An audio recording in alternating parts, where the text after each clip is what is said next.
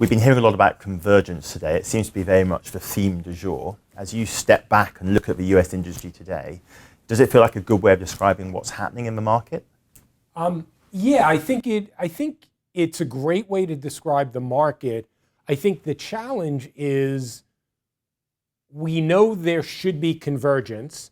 We want there to be convergence so at the end of the day, the consumer is getting a great ad experience. But what we've not been really able to do is join all of the different platforms and join what we do in digital with what we do in linear in an integrated way so that from the consumer standpoint, it's all seamless. We're doing a good job. There's a lot of talk about using addressability to avoid putting more frequency amongst the people who have gotten excessive frequency through TV. The thing we need to do is figure out from a process perspective, how do we actually do that? I've been around the US media research world for quite some time. One of the problems I think we have is a big willingness to pay for currency transaction data, but no willingness to pay for great planning data sets. And my view is that if we're ever going to get convergence right, there's going to be this massive data set that is used just for planning because it links into Hulu's inventory. It links into Roku's inventory. It's able to see what Ampersand has from cable addressable, and then it has linear on top of it so it could actually then be used to plan effectively. Do you think these different players will ultimately come to see that some sort of collaboration like the one you're describing is in their common mutual interest? It's a hope. I've always been surprised that the advertisers have not forced Facebook to be more collaborative.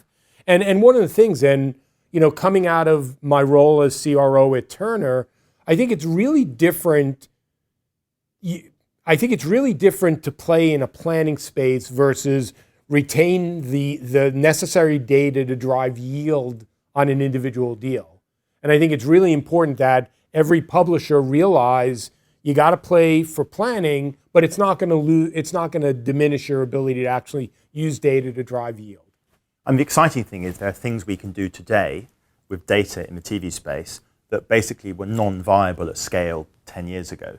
What are you excited about over the next 10 years? Well, one of the things actually that I'm hoping for, and this is maybe a little bit of the old researcher in me speaking, is that we actually spend a little bit of time better understanding why different data sets differ. I got a call the other day from a fellow consultant who said they were looking at some data. It was a campaign of 100 GRPs a week over 13 weeks. It was being rated by an ACR data set, and it ended up reporting 50 reach with 26 frequency. And the reality is, intuitively, that feels low. And maybe that's pointing to some of the limitations of using a data set like ACR, but we don't know.